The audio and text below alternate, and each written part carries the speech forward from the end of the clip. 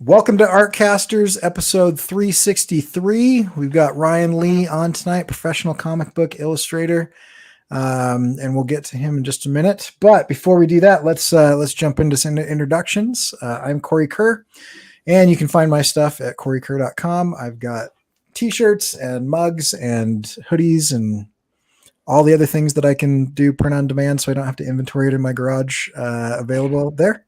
But most importantly, you can sign up for my email newsletter at coreykerr.com/email. And I will send you out my thoughts on things and art attached to those thoughts roughly once a week, once every other week. Scott, where can we find your stuff? Well, you can find all my videos on my YouTube channel. Just search CircWorks on YouTube, and there you'll find my series, Making Comics 101. It's the most comprehensive free course on making comics you'll find anywhere. You can go as deep as you want. There's like 70 episodes, but you can just pick and choose if you just want to do inking, if you want to do coloring, if you want to do writing. But it's basically everything from coming up with your ideas to printing and publishing and everything in between. Plus, other than that, I've got tons of art advice videos up there. Or you can go to my website, and if you are a comic book artist and you want some cool digital tools, I've got a number of them on my website. I've got the Comic Maker Toolkit. I've got the Hero Design Studio, Comic Lettering Masterclass, Amazing Comic Book World Builder, all those cool digital products, as well as my own comic, Young and the Dead. It's a kids versus zombie adventure story. Just think Goonies meets Night of the Living Dead. Set in the 80s. It's got that kind of Goonies vibe, but it's with zombies. So definitely check that out. Cool. And Josh, where can we find your stuff? So you can find my two graphic novels that are written and drawn by me, Two Stories, which is an autobiographical comic that tries to demystify and destigmatize conversations about mental illness. And it addresses my journey learning how to deal with depression, as well as caregive for somebody with panic disorder, and growing up in like childhood memories of growing up in a religious school and kind of dealing with navigating kind of hypocrisy at a young age. And then on a lighter note, I have a doomed romance book out from Graphic Mundi called Jacob's Apartment. And that talks about two young roommates in a coming of age story where both are kind of struggling to find meaning and identity. And as they find themselves drawn together, they also, their dreams and reality start interweaving. So it's kind of like if you took Eternal Sunshine for the Spotless Mind, put it in a blender with Ghost World. If you like that kind of flavor, that's that book. And then if you're curious to see what I'm working on, obviously make sure you're subscribed to me on YouTube. I tend to live stream while I'm working on my current graphic novel that's written by Lavender Vroman. And this one's for Turner Publishing, and it is called Not Death But Love, The Strange Supernatural Story of Elizabeth Barrett Browning. And it's a historical fiction graphic novel about the Brownings. And also I do live streams of playing Risk because I'm obsessed with the game Risk. And I'm on the path to becoming a Grandmaster. I'm a master, but I will be a Grandmaster, and you can join me. You can join me on that. So I'm either drawing or playing Risk. Sounds good. And so our guest tonight, Ryan, I'll let you kind of introduce yourself, but I just wanted to do a little intro. So I was trying to trace back when I first came across Ryan, and if long-term fans, this is a deep cut. If you were back with me during the Mixed days when I was doing that webcomic, The Mixed, probably 2012-ish, I came across Ryan's stuff, and he was doing a comic called The Naturals. And anyway, so I've been following him since then, and he is a phenomenal artist with a really cool inking style, and kind of, in my opinion, kind of burst onto the scene, and it was like nobody knew who he was, and then the next day it was like everybody wanted commissions, everybody was doing. Anyway, it was really neat to kind of see that happen. So, Ryan, do you want to tell us a little bit about yourself and where we can find your stuff? Oh, cool. Thank you for the kind words, Corey. Where should I start? I mean, I've been doing comics since probably about around 2010, I think, is when I started. And yeah, I started with like the webcomic was the first like finished comic story I ever did. And we printed and published those, like self-published those ourselves. And then yeah, just the ball started rolling. I started hitting some conventions and stuff, and through the years I've done some work for some really cool publishers. I did some stuff for Valiant, Marvel. But yeah, a couple of years ago I did a create your own comic at IDW with John Lees and my brother Sean, called Mountainhead. And yeah, I've done a bunch of the past couple of years. I've been doing a lot of stuff for Oni on the Rick and Morty properties, covers and designs, and I just finished a 4-issue miniseries called Crisis on Earth 137 with Stephanie Phillips. Yeah, I think the trade of that's supposed to come out sometime this spring. I haven't heard much about it since then, but yeah, that's kind of like the quick breakdown. Yeah, I don't know. Yeah, no, your stuff looks great. I've got a bunch of questions. If anybody's got any questions in the chat, go ahead and throw them up. But I wanted to start with you have a really unique kind of inking style. It's like there's a ton of energy. There's a lot of like grit and artifact that kind of goes along with it. Like, can you talk us through your process, and has your process changed? And feel free, this is a pretty art nerdy group, so feel free to like get cool. get detailed if you want. But yeah, I'm curious, like tools and process and like thinking behind like how you make those decisions on when to put ink down and when to leave it off. And okay. Yeah, I just have a really dirty scanner. That's about it. I'm just kidding. No, I went to I went to school for illustration, so like I think a lot of like the grittiness and all that, the dirty texture, like before I tried doing the comics road, I was really obsessed with all sorts of different illustrators. But like Bill Sienkiewicz, I mean, I guess he has crossover with comics and stuff, but I painted a lot. And I don't know, I've just always gravitated towards like the really, really dirty textural elements with like, I don't know, there's just something so cool to create textures. And I also kind of like making something out of those textures. So there's a little bit of serendipity that comes and exploring that comes with like making a mess and then trying to make something out of that. And then later on, I think that kind of, with comics, things have to be a little more structured in order to tell like a story that makes sense and for things to be legible. So, tried making that, transitioning that into comics was like, I had to make things a little cleaner, but still trying to like manipulate that kind of that dirty feel, like creating that on purpose. So yeah, a lot of toothbrush spatter, a lot of dirty pens. That's why I still like I do ink digitally sometimes on some of the comic stuff I've done, just because it's faster, but it's never as gratifying. It never really looks how I want it to exactly. There's just something to like doing things by hand.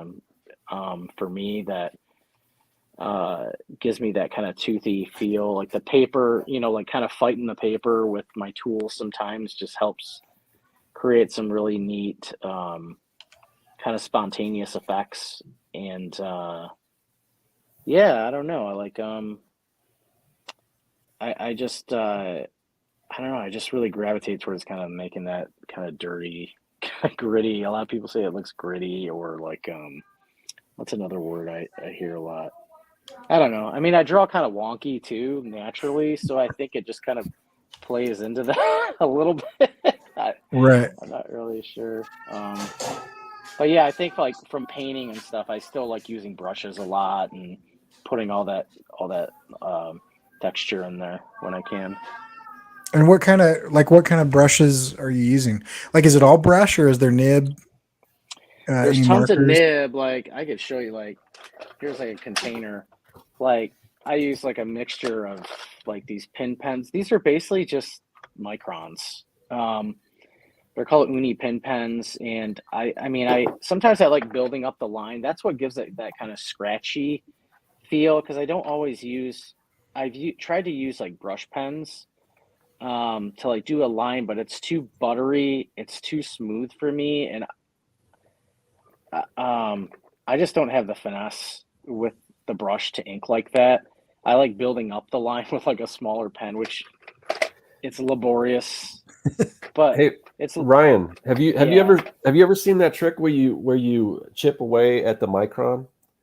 The tip of the No. micron? Uh-uh. It's kind of hard to explain, but I think I did a video on it some way. But it's almost like you're kind of giving it calligraphy pen. An artist, Vincent Oh. DePorter, had shown me how to do that. He did a lot of stuff on like SpongeBob, and he does a lot of licensed stuff. But he was just there. That's cool. You know, I was doing a signing with him, and he's just there with a micron, and he's getting these varied lines. I'm like, how do you do that? And he says, oh yeah, I take an X-Acto knife and I just kind of chip the tip. He makes like a chisel nib. Yeah, and it's weird because you would think that's cool. You would think that they would make something like that, but I haven't seen anything like that. But I've done it before, and I don't quite have it down as good as him, but it's pretty incredible. Yeah. Yeah. Oh, but start off with some, because micron's a little pricey. Start off with some of the thin Sharpies and play around with those. And once you figure out kind of how to do it, it's like 2 cuts. If I can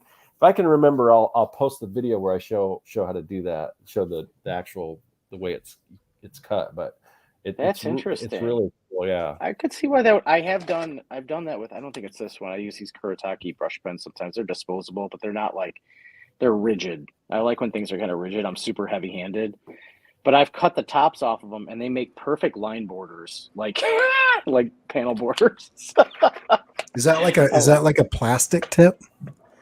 It's it's I don't know. No, it's some kind of plasticky tip, I guess. Yeah. Yeah. But I cut these off sometimes and just like use them straight up and down, and they make awesome borders because they're so hard.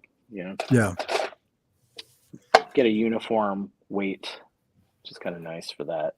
Although I usually don't want that for anything else I do. Right. Yeah.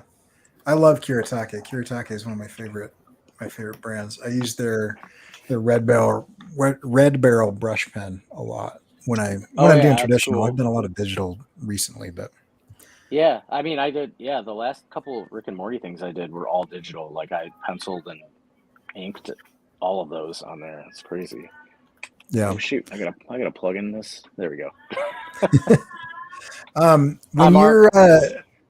When you're doing digital, what software are you using? I use Clip Studio. It seems to work pretty good.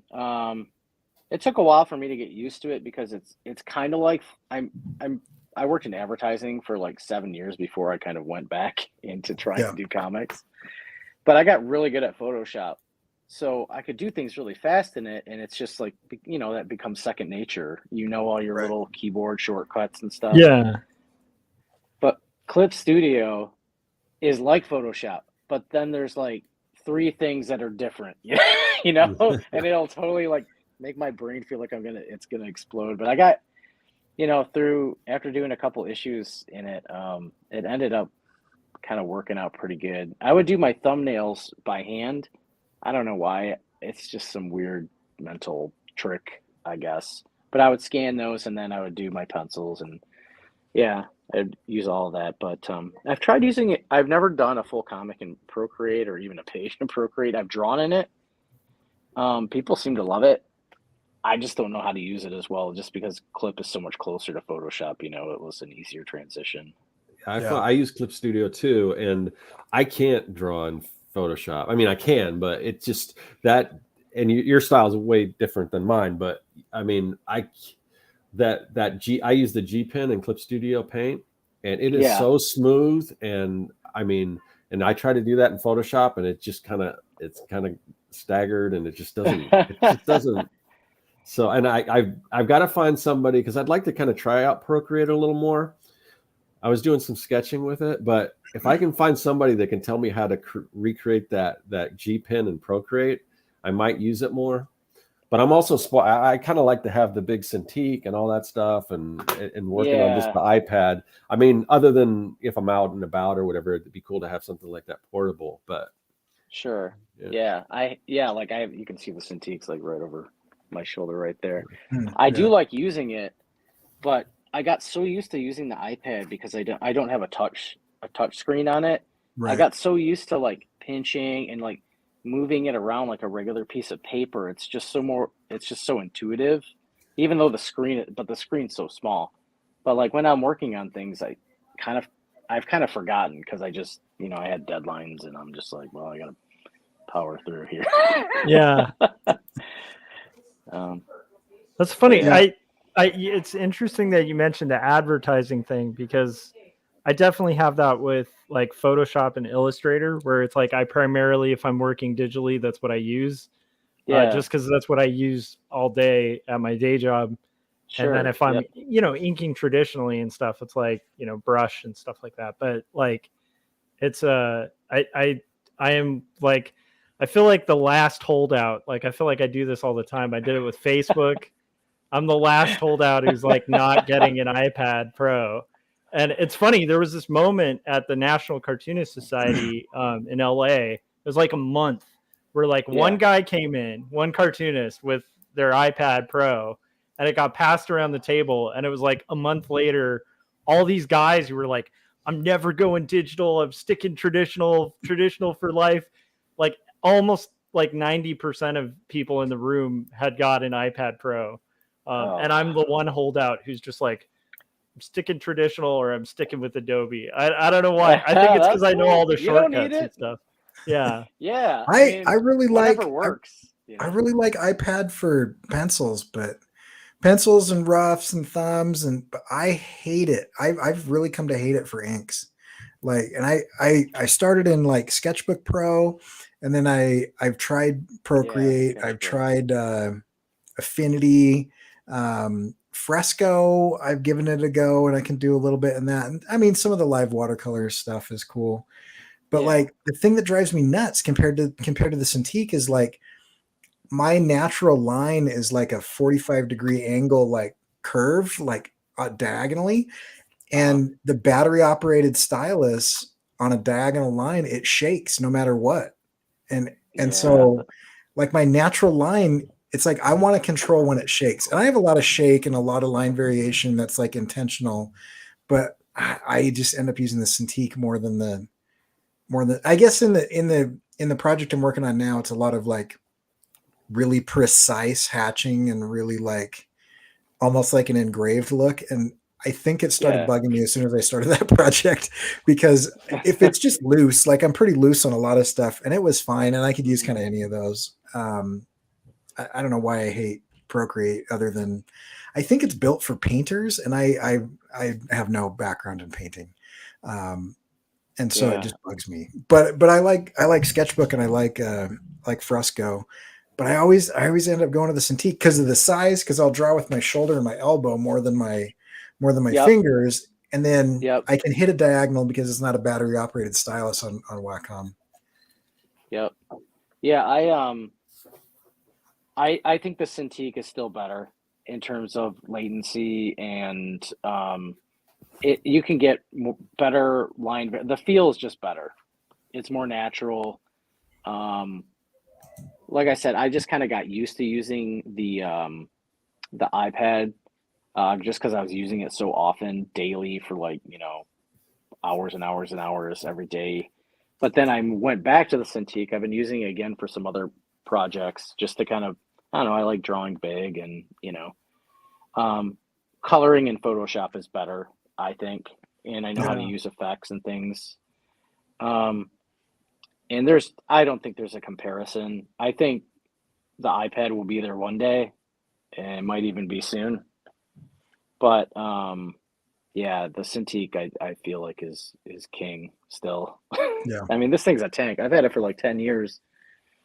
You know how much these things weigh, like, right. And I feel like they're built pretty well. Like, I know the Cintiq Companion had tons of problems. But this thing's a beast. watch it conk out tomorrow. You're like, this is easily the best product in the market, and then it's just dead. Exactly. Have you know, there is one thing I've noticed about Wacom lately, and I don't know if are you, Ryan, do you work on Mac or on PC? Mac. Okay, so I've noticed that the last like 2 OS updates create all this wonkiness with the Wacom updates, and so like Wacom, I'm constantly having to unplug, like quite often have to unplug my Wacom and then replug it in. And I've had that issue for about 2 years, and it's not just my work computer, it's at home. It's like every staff member on my art team. Like there's something weird with the Wacom updates that they need to work on, because it's like it used to be when that happened, you just download a new driver and problem solved. That's right. Yeah, exactly. Yeah, but it's weird. Yeah. Anyhow. Yeah. I haven't experienced that recently, but I have in the past where I'd have to keep my stylus would just stop working, or and I'd be like, okay, time for the unplugged game again. I know exactly what you're talking about. Yeah, it's for me. It's whenever my computer goes to sleep, when it wakes back up, I've got to unplug it and plug it back in. So tell me, so you're in advertising, you're doing that, paying the bills. Why jump into comics? Well, without going too far back, I don't want to bore you guys with my whole history of everything, but I went to Tell art us school. About your high school. No, I'm just kidding. Yeah. What hospital were you born in? It was boring. Are you guys asking password questions? Yeah, right. Yeah. What's your mother's maiden name? What street did you grow up on? Your favorite pet. Oh, Mother's I love maiden name. these. I love these quizzes. I went to art school for illustration, and then I worked at an illustration studio for about. By the way, I just want to interject and say illustration majors are the best. So I just wanted to throw that out there. Illustration is easily the best major. If you didn't major in illustration, you guys suck. That's all I have to say. Anyhow, go ahead, Ryan. I enjoyed it. I did too. Sorry, go ahead. Yeah, so I did that for about 2 years, or was it 2? No, it's closer to 3. Anyways, I did a lot of storyboards. I lived in Metro Detroit at the time, so the car companies and all that.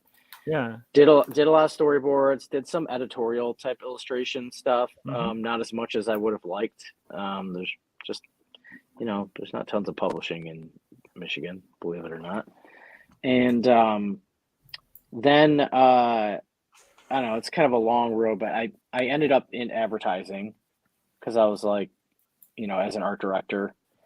And then I did that for a couple of years, and then and then we hit a point with my daughter was born, and I was like early 30s, and I was kind of hitting a point in my job. I was a senior level art director, and I was like, I really miss drawing. I think I can make a run for this. I think I can do this. And so a bunch of things happened. We ended up moving to Northern Michigan. My wife got a new job. I started freelancing. I was still doing some advertising stuff. I started doing storyboards again, basically for my bosses in advertising, which is kind of funny. And then I was taking on like logo jobs and just other art direction jobs while I was trying to get on my feet, trying to build up a art portfolio for comics.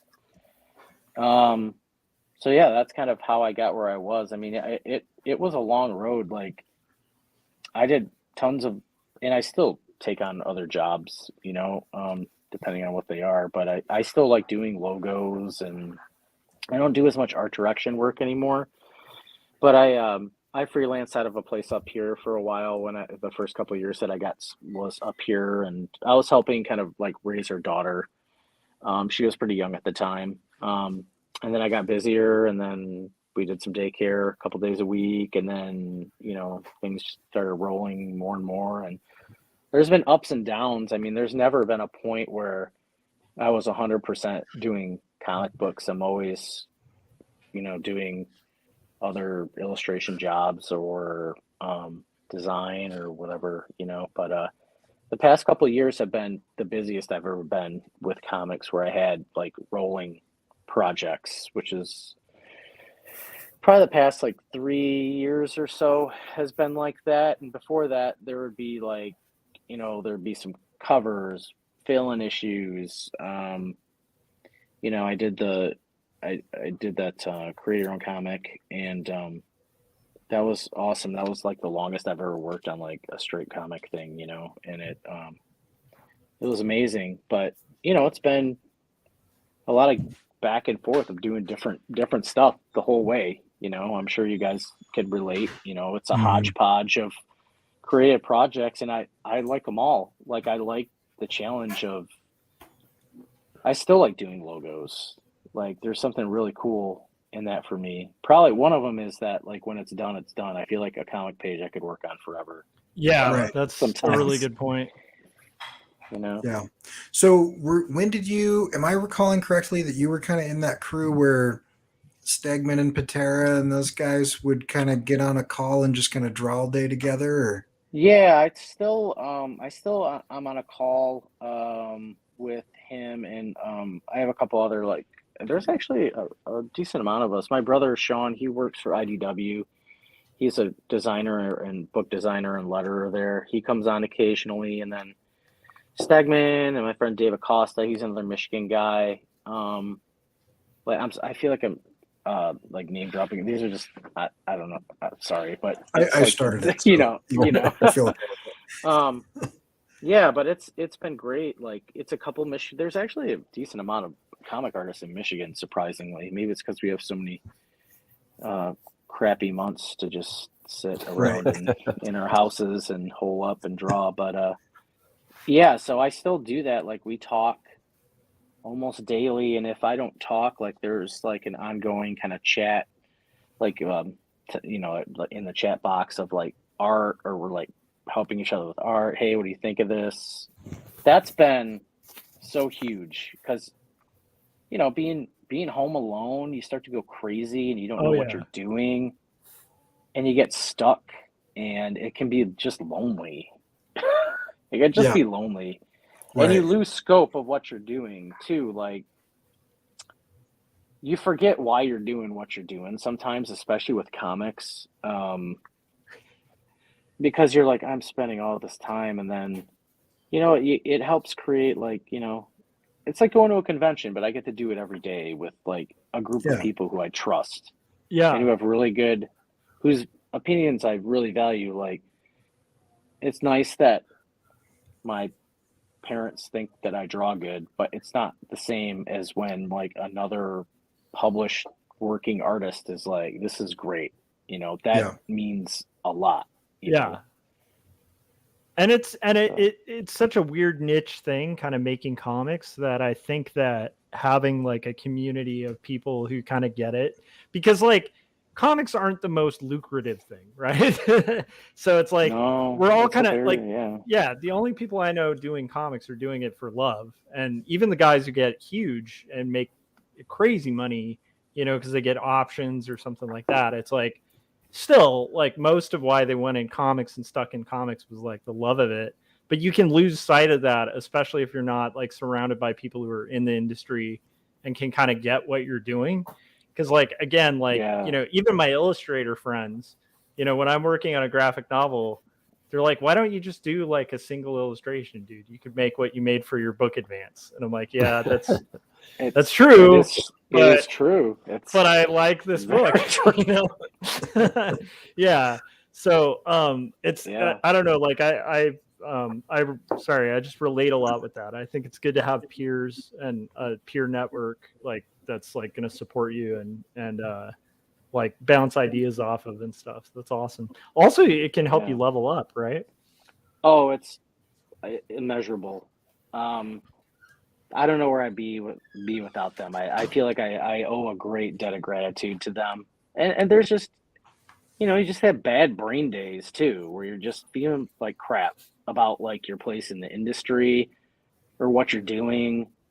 And it's not just about comics. Like, these are, I feel very lucky that it's cool to like be friends with some of your favorite artists. That's one thing. But like on top of that, like, they're just like, they've been great friends, like truly just genuine friends. Like when we see each other, it's like it's I feel like I have a bond with them. I didn't have a lot of artist friends when I was in college. Most of my friends did other stuff, and I'm still friends with a lot of them. Awesome people. But like I never had like a peer crowd of like a group of artists. Even in art school, I didn't really. I had like a couple, like a buddy, but like we didn't live anywhere. We didn't live close to each other. I didn't live on campus. And I have that now, and it's like I don't have to explain it, you know? Like you don't have to explain what you do or how you Right. feel or how you post a piece of art and, you know, a bunch of people like it, and then one person's like, that leg's messed up. That looks like crap. Why did you do that? Are you kidding me? And it's like, well, that one thing is like, I don't know why that fixation hits, but it hurts. Yeah. Yeah. Yep. No, and it's hilarious because it's like you can get like 200 compliments, and that's the one thing you'll be like, so they know what's going on. That one person, they know. Yeah. Not And the Or there's 200, like a battle in your mind where you're like, I want to explain it to them, you know, like they're wrong, or, you know, like, let me do an underdrawing and show you like the bone structure of how this, you know, like I want to take that person and like teach them, you know, I'm like, it looks weird because it's a weird angle, but it's actually correct, you know, or whatever. And then you're just shadow boxing with somebody who has moved on and they don't care, you know, like Yeah. I'm in my studio, like, you know, ranting and raving, you know, or whatever, and to no one, and they don't, you know. Yeah. It's not even about the art sometimes. It's just like the impetus and the balls to like pardon the expression. Sorry. No, go ahead. It's more that I'm just like flummoxed by like a stranger just wanting to take a dump on another stranger. And I'm Right. that's the part that bugs me. I'm like, Yeah. what? Why? It's almost like who does that? But so many people do that. If you're Right. on YouTube or whatever, it's just like, well, I kind of want to go to them and say like, let's find out what you do for a living, and I'm just going to come and tell you at your workplace that you suck at it. Like, what is the point of that? Like, why would you do this? What is the drive for? Yeah, boggles my mind. I can only relate to it because when I was younger, I was kind of a music snob, and I still am kind of picky about music, but I don't tend to like. I've gone through that. Yeah, and I don't rant and rave about people's terrible taste in music as much as I used to when I was younger. Like when I was younger, I thought I knew everything there was to know about punk rock. So I would just like rail on somebody who didn't know their stuff. And then I got older and realized I think we'll get along pretty well, Josh.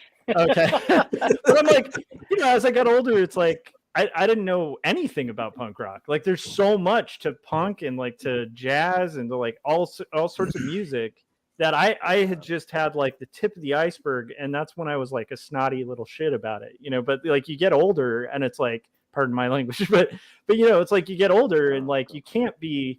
It's kind of like in art too. It's like you do this long enough, you run into guys who can draw you under the table, and it's like it's really hard to like hold a crazy like snobby attitude about it. I tend to think the way I deal with those kind of things online is I think that's me when I was like 16. You know, it's like it's a 16-year-old me who's just like, oh, that sucks. You know, that's Dunning-Kruger, man. That's Dunning-Kruger all the way. The less you know about something, the more confident you feel in that thing. And so the loudest, worst people on the internet are the least experienced. It's like half the time I want to be like, what did you draw today? You know, like show me your sketchbook. Like, you know, the like worst part, Corey, is they show you and they're like a genius, and you're like, no. Yeah, but that's fine. If they do that, I'll be like, okay, legit, that's cool. We can roll. But like because if you are a professional artist, if you're somebody who's good at art, I mean, you're not going to be the guy that's going out and criticizing people like that. Truth. Right. So, yeah. Generally, yes. Generally. Yeah. Well, there's exceptions to every rule, but yeah. But generally speaking, I mean that's Neil the other Adams side was of at a Kruger. pinnacle where he could do that, you know. Yeah. Right. Well, you're like, okay, well, okay, you're pretty good. I mean, but even then, like, I try. Not that I'm always this magnanimous, and what I said, and like I said, it's like you have a bad brain day, and that's when like stuff like that kind of burns. Yes. You know? Right. But you got to consider, like, I don't know. I try, and I don't always feel this way, but I try to be like, well, that guy's probably having that kind of day too. You know? And he's just like lashing out at anything. It's like, I don't know what's going on in this person's home life. If this makes them feel better, I don't know. Wow, you're such a better person than I am. But I'm not. Like I said, I'm not always that magnanimous about things. Sometimes I'm like, what gives, man? Come on. Give me some slack here. Just like acknowledge I spent a lot of time on this or something. Right, yeah. Yeah. At the very least. And that looks time consuming.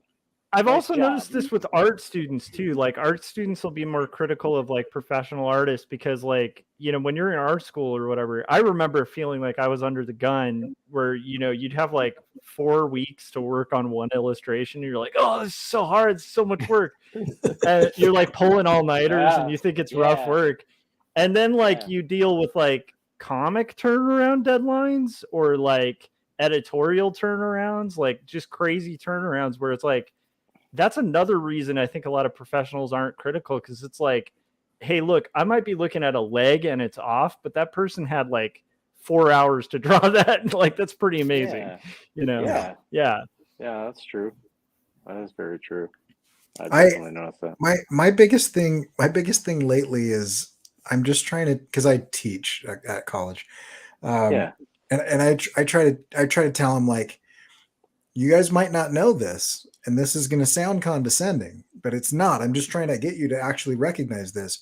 You can have thoughts that you don't post on the internet. Like that's a thing that can happen. Like you can think all kinds of things, and there is no requirement to put those publicly on the internet.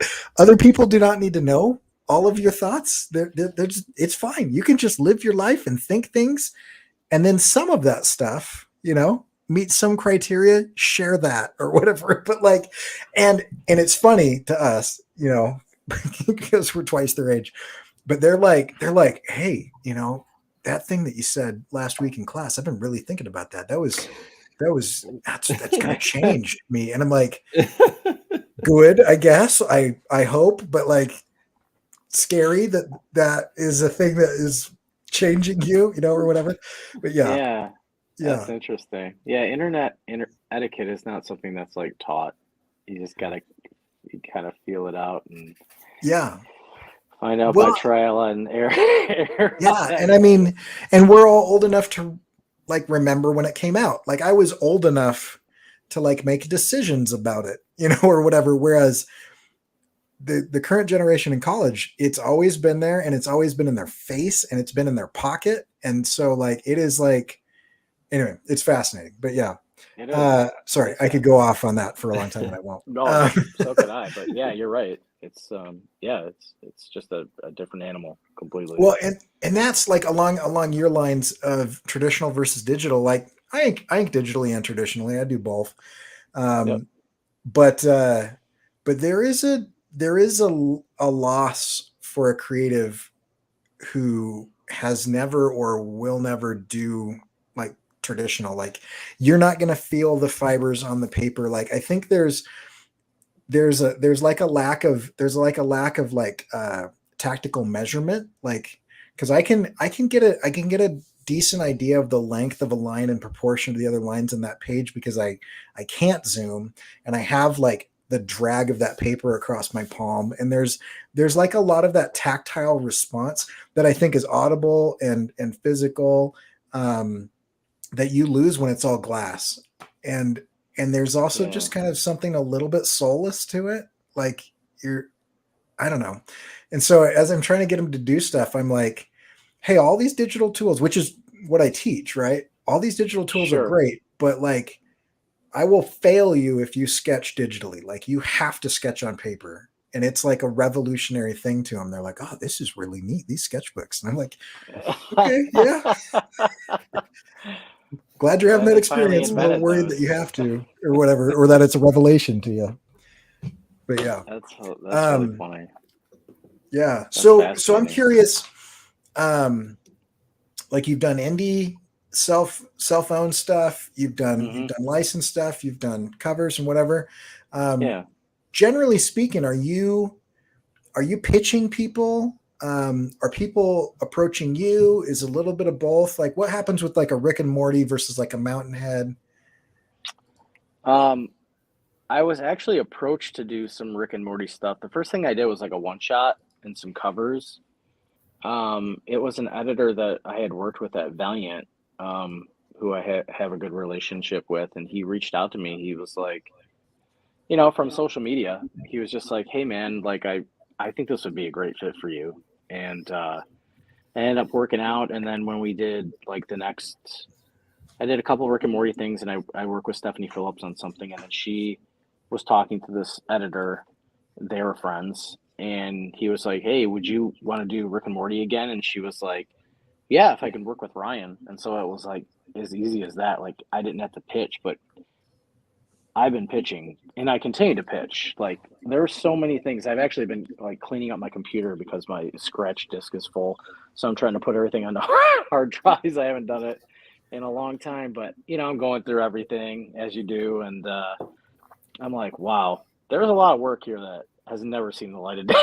Just pages and pages of pitches and character designs and covers, and so yeah, I mean, I'm still doing that. There's a couple things that, I mean, Mountainhead took us from the time that we started it, and we did things in between. It's not like we're just waiting around with bated breath, but it took us 3 years, 4 years for someone to bite on it. Like John and I we were like, okay, well, let's try these guys. Let's try this. They expressed some interest. We talked to people at shows, show them the pitch.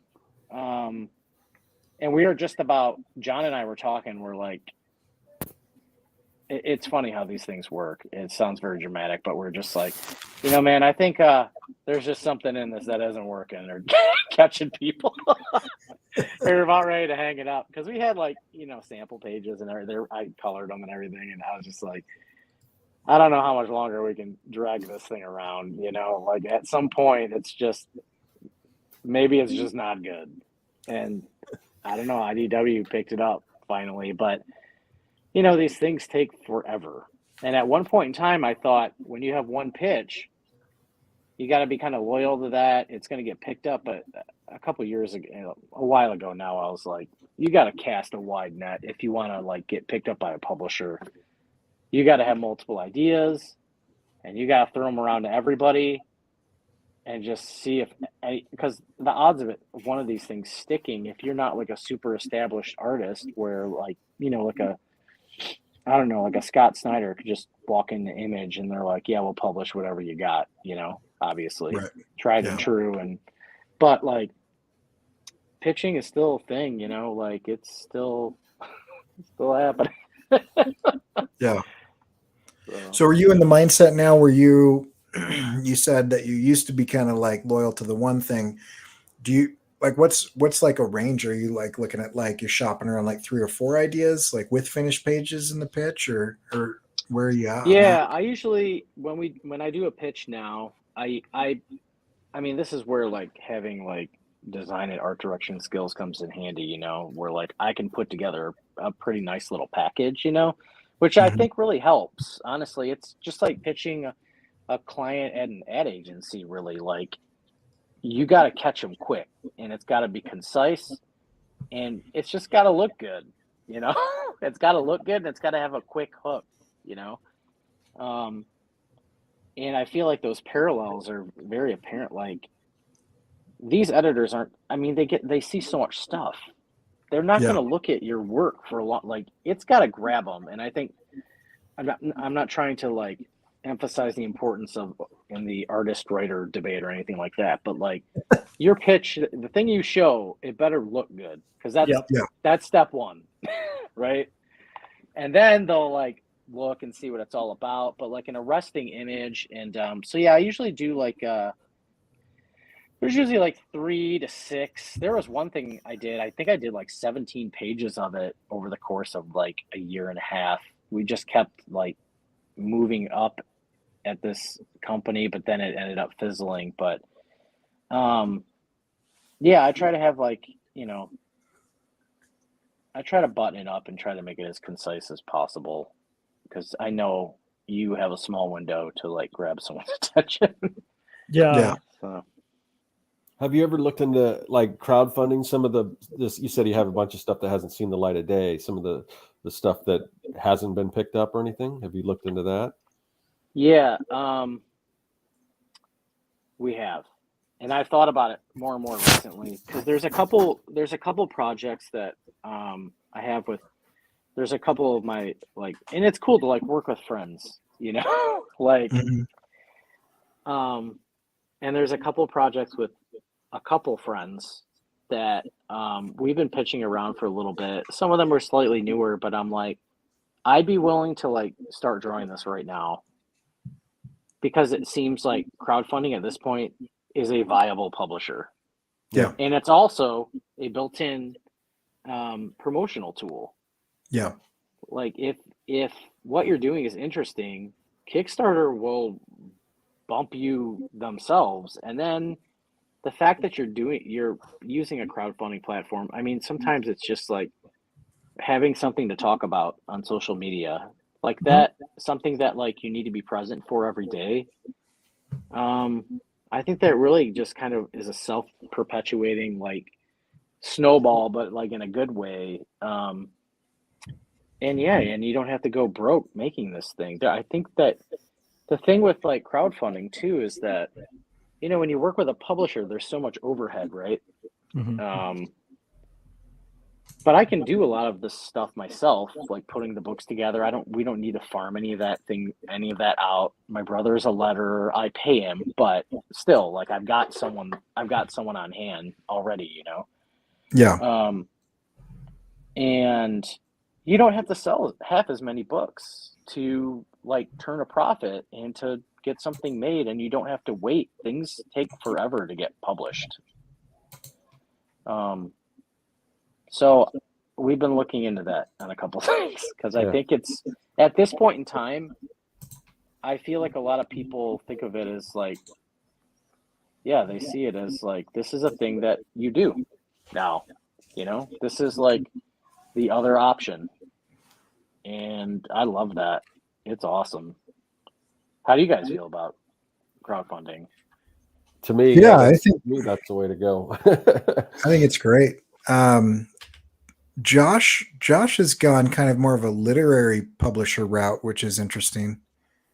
I got a literary agent like a couple years ago, and it's been awesome because every pitch I've put out has gotten a deal. And even with like publishers you can submit to yourself, it just helps. Every pitch I've put out has gotten... there's like a weird echo I'm hearing. Sorry. It's over away. But even past like, projects, Josh, right? Yeah. So like my first book, I finished this graphic novel. I had spent like 5 years on it or something, and then like nobody wanted to buy it, because I do a lot of like weird indie stuff that's kind of hard to market. Sure. And it's like, but it's like, after getting a literary agent, it's like I got a book deal for my second graphic novel, and then right after that had sold the first one, and now I'm on my like third that was based on just a pitch that we put out. So like, I like literary agents mainly because they kind of help you build the pitch, and like similar to you, Ryan, it's like I got the visual side of things and I know how to pitch to a client, but it doesn't hurt for me to have somebody who's like familiar with like book pitches, like not just comic pitches. Absolutely. And, so that's been really cool. But it's funny, right before getting a literary agent, I was about to kickstart myself, because it was just one of those things. Like I don't, comics are so full of like a long history of self-publishing, Jeff Smith. I mean, you got these like legends that kind of started by putting out their own stuff, or like Raw, all that great indie stuff. So I think like, I think kickstarting is cool because it can allow you to tell stories that might otherwise be hard to kind of pitch or get a publisher to buy it for, there's a lot of space for like niche niche stories, and clearly there's an audience. Yeah. Yeah.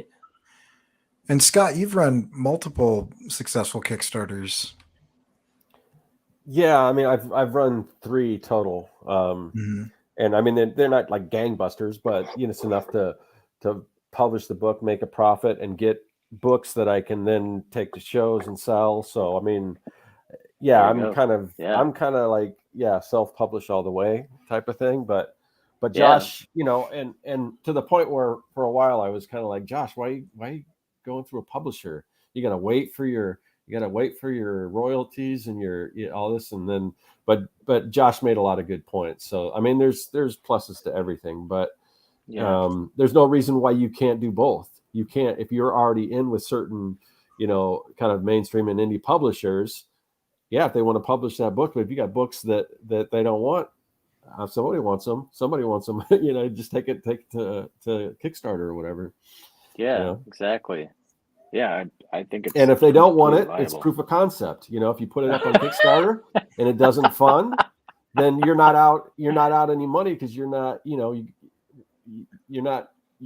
putting the money up front. If it doesn't fund, then okay, you get to reevaluate it. So I mean, it's really there's no downside other than it's a lot of time to run a campaign, and there's a lot of headaches and stuff, but yeah, to me, that's just the kind of the way to go. Oh. Yeah. Okay. That sounds good. No, I'm actually writing like the first thing I've ever like fully written since I was like a teenager. Oh, cool. Awesome. And I'm thinking about I could pitch it, but I'm thinking about just crowdfunding it. We'll see how it goes. I think it could be really cool. It's when you do 100% your own thing, it's like everything you want to draw, like caters perfectly to what you do. And Right. I'm like, I've just been intimidated to do that for so long, but I've had this character and this story and kind of like this world, like a general idea of how it, like the rules of this world, and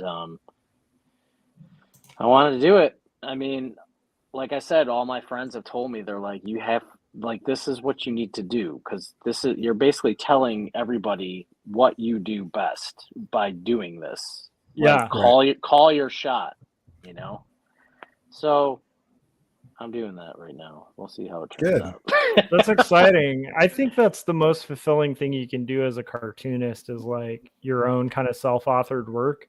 But it's like, it is tough, because like, it's just, I mean, it's so much work just to draw these things, like doing the writing and the drawing that's intense, Yeah, definitely. We'll see how it goes. I'm trying to be, I'm still writing right now, but like, I'm trying to make a kind of a pretty tight script, even though obviously I'm going to improvise when I go, but like, I know if I move on to that next phase and I don't have like the main beats, I can't just like Marvel style myself. I have to basically like be the writer who's like a separate person.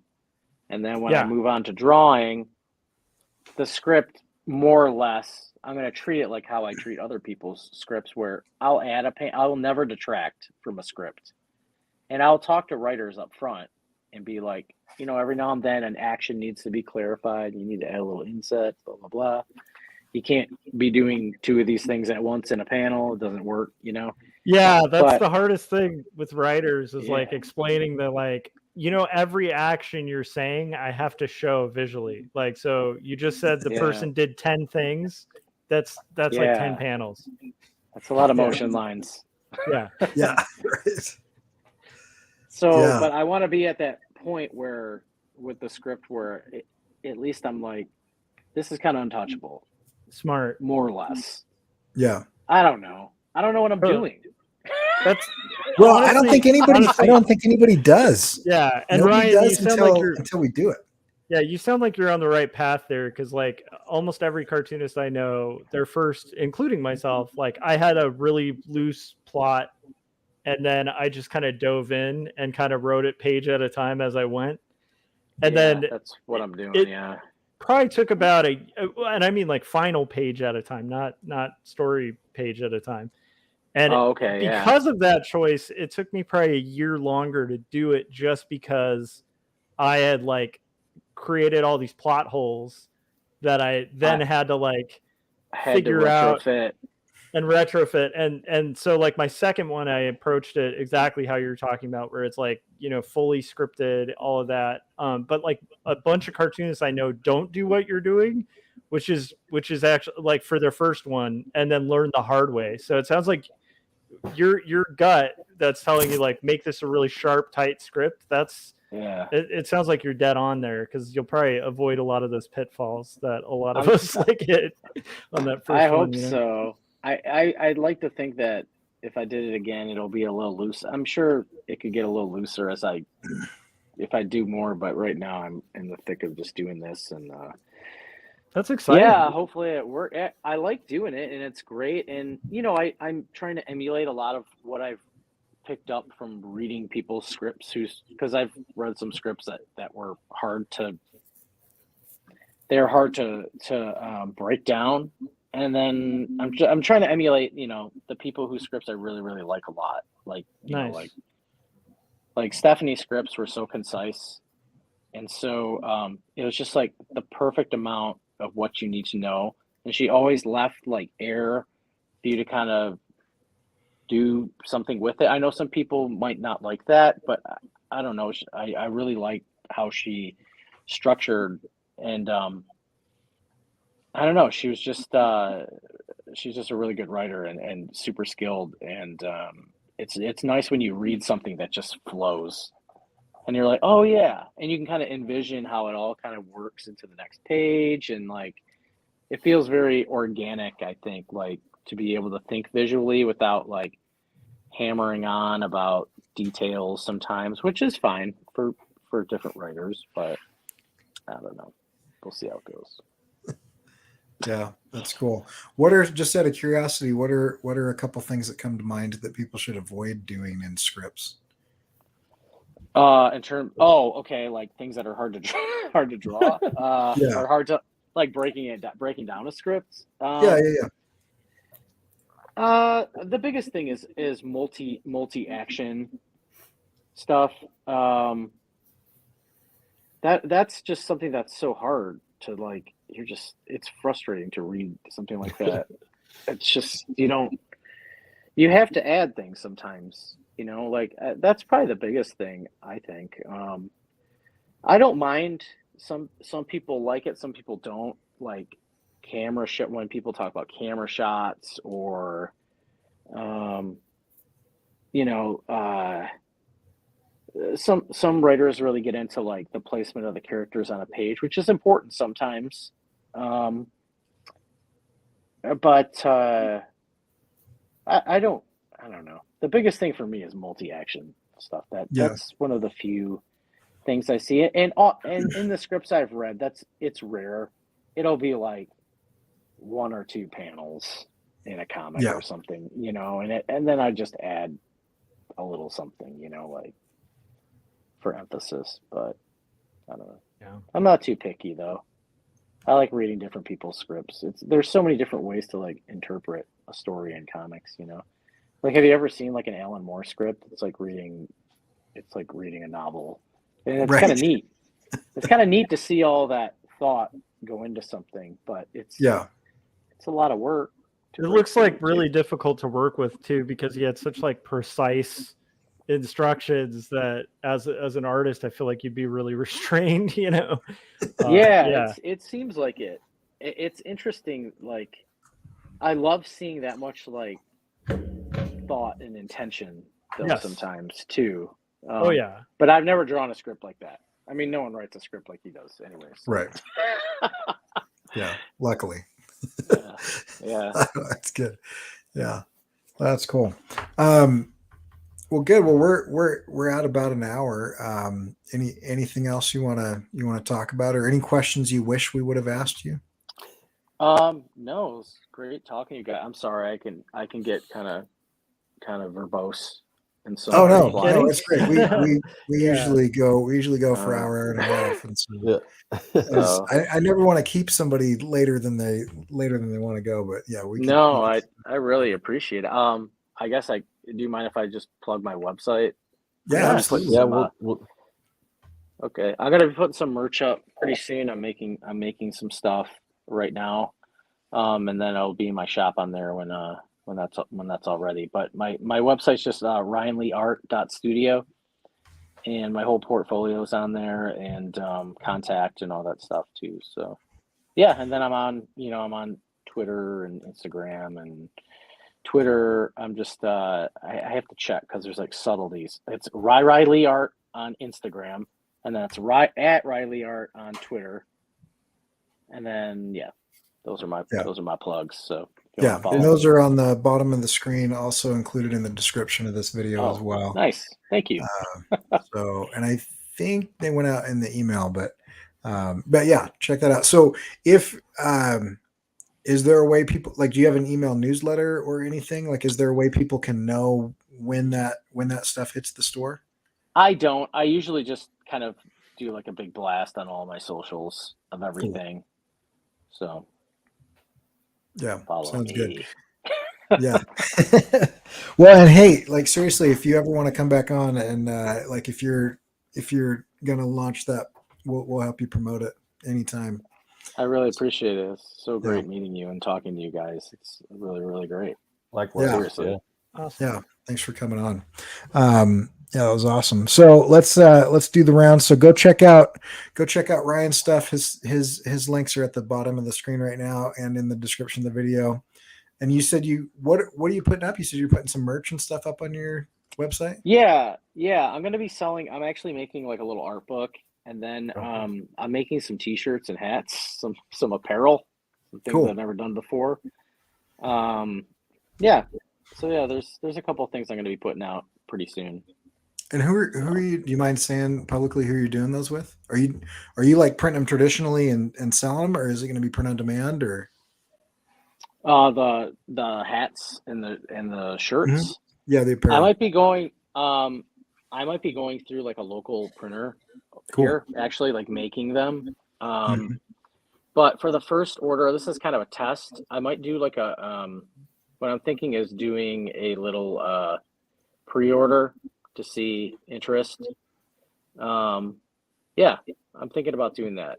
I've looked into some of the other services too, though, like the on-demand. So we'll see. Yeah, we'll see how that I've goes. been doing print on demand for these through Printful, and I like those the are great. quality of them. That looks beautiful. Yeah. Oh, thanks. Yeah, and they're really like it's probably a little too detailed for like a screen print, but they did pretty decent. They're probably doing like DTG. Printful. Yeah, Printful's pretty good. Yeah, Okay. I can. I've used them before. Yeah, I want to use them again. But I can walk you through some stuff if you're interested. I don't know if your site is. Man.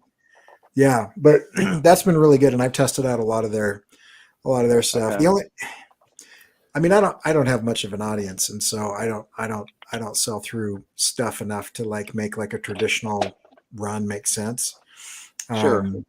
And so the print on demand I like because, well, I like specific types of print on demand. So there's like 3 types of print on demand. This is my own categorization. There's the kind of type where it's like an open market. So I could drive traffic there, but they'll suggest other artists stuff, and they could kind of, but other artists are also driving traffic there. That's your Spreadshirt, your Redbubble, your Society 6, that type of stuff.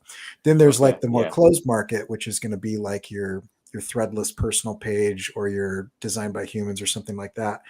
And I could drive traffic to there, and they don't go anywhere else because it's just a subdomain of their site. Okay, that's interesting. Yeah.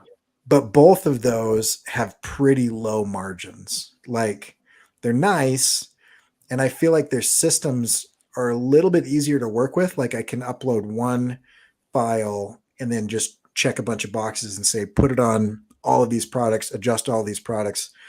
Okay. And I've seen that. So you've got mugs and t-shirts and duvet covers and shower curtains and stuff people will will never buy, Okay. I hope no one wants to shower with my work because that would just. There's a good margin on those duvet covers and shower curtains, though. Hey, I gotta say, so this is a weird thing. Just because I was like one of the OG like threadless artists, like back when the contest was like this huge thing all over the internet. Yeah. And so when Society 6 first started, they approached all the alumni from Threadless and Oh, were like, dude, get in on this. Oh, So like I have this stupidly big following on Society 6 just because I was in on the ground floor. right. And Okay. I have totally had people buy like shower curtains with like art That's I've awesome. done. And I was Yeah. like, that's awesome. I mean, it's hilarious that like people would want some of these shower curtains, like the puppet checkup one. I have no idea why. Why would you want an X-ray of Kermit the Frog with like a skeleton hand in Yeah. it as a? But people do I it, just- and it's kind of fun, you know. It's like Yeah, when that's- people get tats of your work or something. It's Yeah. kind of fun. I'm cool with like That's awesome. I could hang with people that wear my work as t-shirts. I'm not sure if I'd want to meet the person who wants like the dark dystopian, thing as like a duvet cover. Like if that's how you want to sleep, you're probably a little bit more hardcore than I am, and I don't know. And I was looking for a new blanket set, Corey, and now I don't well, have go like go right ahead, Corey man. Crew blanket. Yeah, so those are the first two, like the closed and open, and that's what most people do. The third one I like a lot better, and it's like the white label, right? And so instead of people going to a different site, they buy off my site, and then like a Okay. Printful or a Printify or some of those, they ship as if it's me shipping. Got And your branding on the Okay. label. and it's got all my branding on it, and like the end consumer, unless they're savvy, they're not really going to know, I mean, unless they look at it and they're like, Corey's in Idaho and this came from wherever, They but don't care. they don't care, you know what I mean? And the nice thing is the margins are significantly better. Well, you Okay. make your own margins. So I mean, there's if you go Really? too high, you're going to price yourself out, but you Right. can set whatever margin you want. I mean, they're not as good as like you're Okay. going to get if you. It's like offset printing versus print on demand. I mean, if you're going to print tons of them offset, you're going to definitely be able to have a way better margin. But Only there's if you sell through enough of them, though, because there's a break-even point on traditional, right? And so if you go through, you've got to do a run, say you do a run of 50 or something, right? Sure. You have an outlay of cash initially, and you don't make any money until you sell a certain number of Right. shirts to like Sure. break even on that Sure. point. And then after that, per unit, you have a higher margin. Yeah. But the nice thing about print on demand white label is, yes, my per unit margin isn't as good as if I had done like a 250 print run at a local shop, where it's Yeah. costing me $6 to $8 a shirt. But I make money off that first shirt, and it's way better than the $2 or $3 that I'm going to get off of an open or a closed, like you third don't, party. and you don't have to Okay. store it. You don't have to ship it. Yeah, It's my almost half my like- it's garage almost isn't like full of The product. boxes. I sell digital products, and at first I'm like, because I'm not really a consumer that much of digital products, but I love selling them because I don't have to do anything. Yeah. Yeah. Money comes into somebody bought it. Money, Passive it's done. I income's don't have to do nice. anything. Yeah. Yeah. I don't blame you. That makes tons of sense. Yeah. Anyway, yeah, I'd love to talk about that stuff because I'm super interested in all of that. Like, I would much not to get into this debate, but I would much rather see like all of the different business models that artists can do to monetize their stuff, like outside of like NFTs, like stuff with actual utility. Like people want a shirt or a tea towel or a poster, or Yeah. whatever, and there's some sort of physical thing. But I hate stuff with inventory. Like I've always hated business models with inventory. Sure. And so anyway, I don't know. That's interesting. And if Thank at you some for the food point, for I think, thought. yeah, and I think the perfect storm is probably what you were saying. If you can get people to pre-order, whether that be a Kickstarter or whether that just be a pre-order situation, I would 100% switch away from like a drop shipper and go to go to There like were a traditional companies like that. What was the one that Kevin Cross was using? That you had to get a certain number of orders, and if you got that, then they screen printed them. Oh, I forgot what that was. that's kind of interesting. Do you know what? I can't remember the name of that one, but it was like a little mini Spreadshirt. Was that Spreadshirt? I don't think it was Spreadshirt. Oh. It could have Kind been of cool because it creates an urgency with the person. It may not be around anymore. They may have went the way of these other companies, but yeah. I love mugs too. Chelsea, I have mugs in my store. Go to coreykerr.com/store. You will see mugs right there.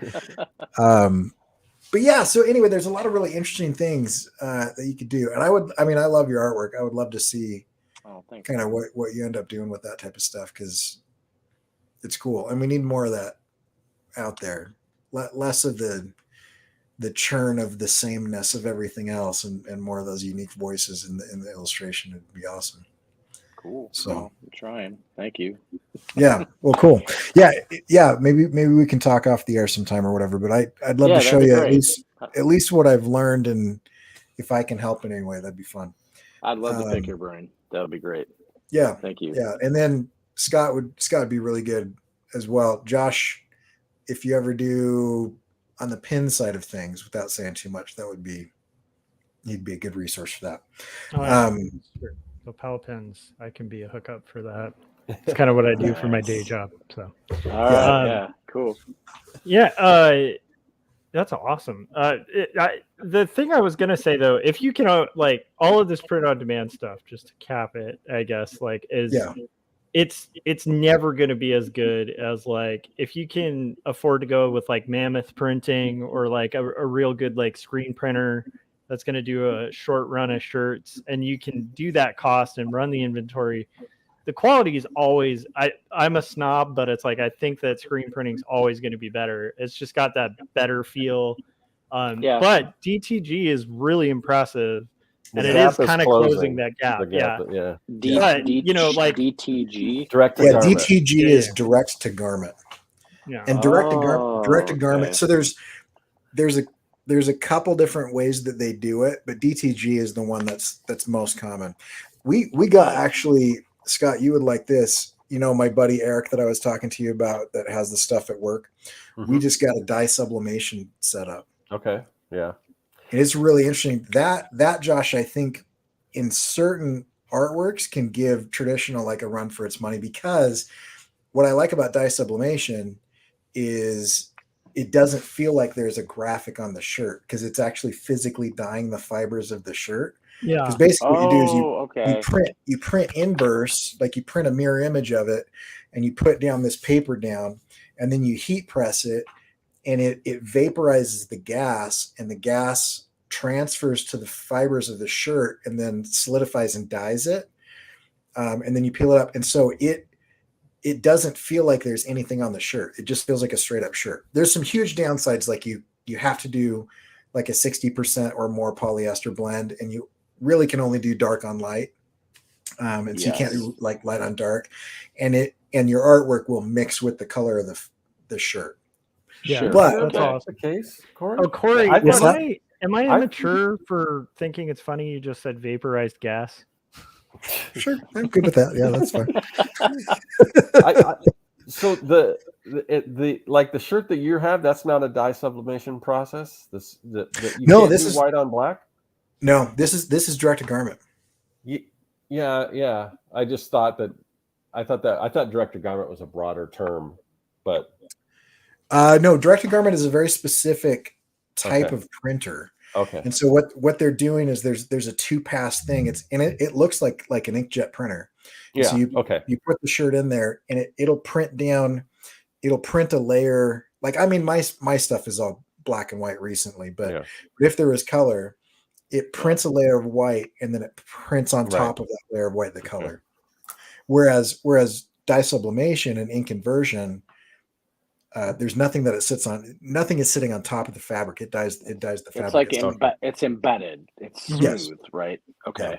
It would be the same thing as if you did like a tie dye situation. It's like sublimation. Like most people will own something sublimated. Like if you have especially if you buy a T-shirt that's like fake vintage, and you notice that the print is like literally through the shirt. So like if you on Heather, they do that on Heathered shirts a lot. Yeah, exactly. Yeah.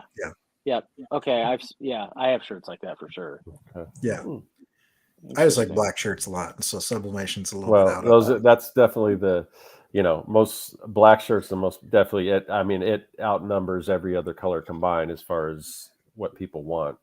Yeah, all my shirts are black that I've designed so far. I'm just having trouble. Like they're very detailed. Yeah, and I've showed them to a couple places, and I know I need to simplify them slightly, but I don't want to. I'm just wondering where the compromise point is for myself. Right. I want to try to find a place that can do them correctly. At least that's awesome. You should try Printful because they do like I can't remember. I think it's 4.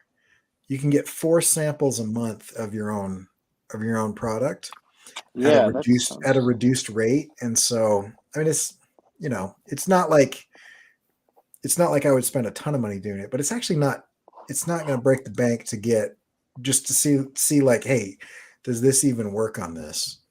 Because the ones that I've done recently, my esoteric crumble flux series, they're all like just like stupidly detailed, like crazy detailed, and they come out pretty decent on the Printful stuff. And those are technically those are direct to garment. Mm-hmm. Yeah, is that considered? I've seen the term like digital printing. Is that what that's considered? Mm-hmm. Yep. I think, correct me if I'm wrong, Josh. I think digital printing is a little bit of an umbrella term. Yeah. Because there's another one that you can do that I don't like at all. And it's kind of like a heat press. Like you're printing on a transfer paper. Yeah. And then it kind of just feels iron on. Yeah, iron on. Yeah. It's better. You should bring back the iron on and bring back pirated. What we did. It's better than what we did 20 shows. years ago with iron on, but not much.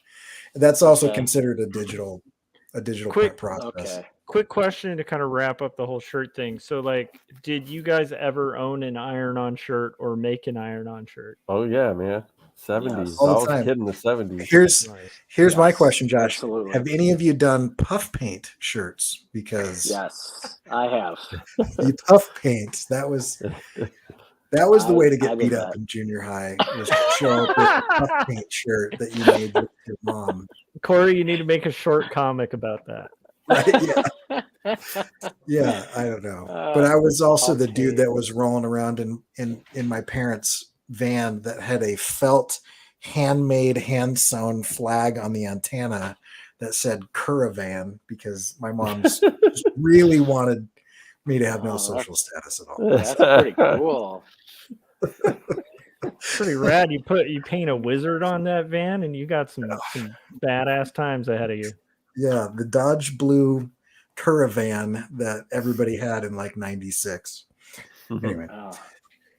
All right. Beautiful. Well, good. Yeah. Well, maybe we'll have you on again. Have you on again and talk apparel and stuff sometime. I did have a Dodge Caravan in 1996. Now that I think about it. Oh yeah. Was it that blue? It was everybody. No, it was green. It was like metallic green. I'll tell you. Car. That was my parents' car. It was red. A red Dodge Caravan. Nice. Caravan Brothers. Those things had some like real like get up and go. Yeah. I jumped them. Like I got all 4 wheels off the ground. I got my okay, I'll tell you quick story. Ryan, these guys know that I shouldn't be alive by any stretch of the imagination. But I was coming home. I had like a car full of my buddies and a couple of my siblings, and we should not have been. I don't know why we let teenagers have vehicles, but anyway, it was like 2 a.m. because we were coming home from like a dance in like another city or something, and I don't know, it was like 17 or something, and I had been driving for like a year or so, but there's like the physics of driving never really set in until later. And so I was going down this hill, and at the bottom of this hill was a 4-way stop light. in between where I was and the bottom of this hill was a railroad that ran perpendicular to me. And so as you're going down, it went down like this, and then the railroad went up and then down again. And so what happened is I hit it way too fast, and it compressed the shocks, and then the road dropped out from under me. And so I just launched this minivan with like 9 people in it. Like there was a couple people like sitting on top of each other. Oh my God. And so I am in the air, and just everyone is just like screaming. And then the light turns red while I was in the air. Oh no. And so I did the absolute worst thing that you can do. And I just pushed the brake all the way to the floor. I locked up the wheels before I hit the ground. And so I hit the ground. I have no idea how I didn't roll. I hit the ground, and it was just like, like several times. I went into like a 90-degree 4-wheel spin and just ended up in the middle of this intersection. Luckily, it was 2 a.m, so nobody was out. Wow. But anyway, That's so I turned crazy. around and I looked at my brother and I said, "If you tell Dad, I will kill you. Like you will die." And so then I just drove home.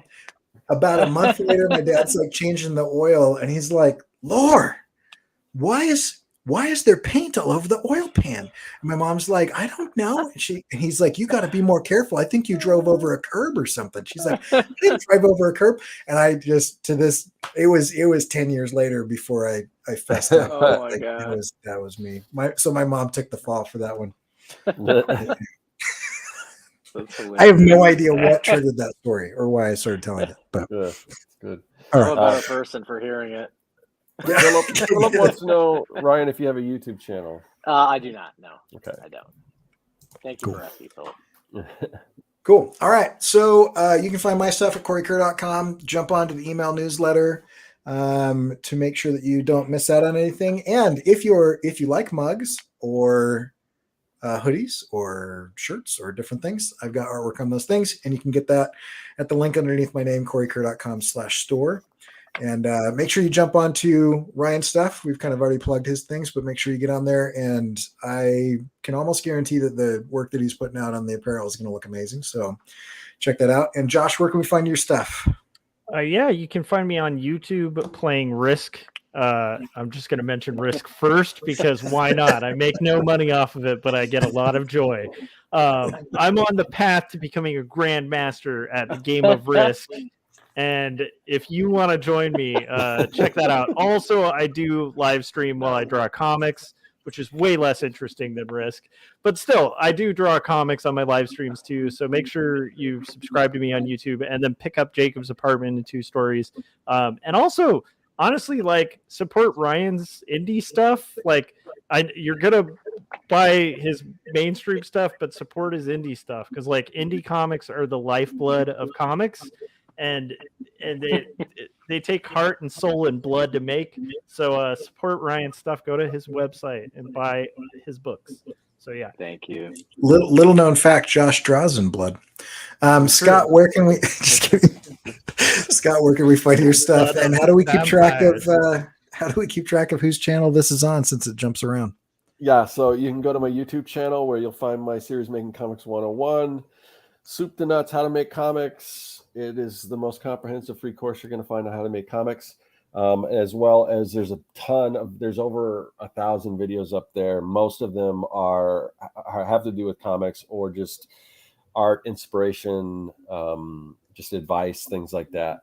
Other than that, you can go to my website at circworks.com, where I've got tons of digital products that'll help you make comics better and faster. And my comics up there as well. It's Young and the Dead. It's a kids versus zombie adventure story. Just think Goonies meets Night of the Living Dead. And so this show, the Artcasters, we do this show every single week. But it's a little confusing because it kind of rotates. It's not on one channel. You're watching on Corey's channel. Next week, it'll probably be on my channel and then Josh's channel. And that gets confusing. Plus, we've got a different guest on every week. Typically, or it's on Thursday, but who knows? It could be a different day. So if you want to know exactly where we're going to go live, who the guest is going to be, whose channel it's going to be on, just join our mailing list for the Artcasters. There's a link in the description here. And we don't spam you or anything. We just, about 30 minutes before we go live, we'll send out an email letting you know where you can find us, because YouTube doesn't always notify people. Awesome. Hey, Scott, there's one more comment I think we need to ask. It was a question in the chats. Mark Sarmel was curious if you have an OnlyFans. That's what I was laughing. That was answered while you were talking. Oh, okay. He does, and it's fantastic. All right. All right, guys. We will see you next week. Thanks for tuning in. And now the giant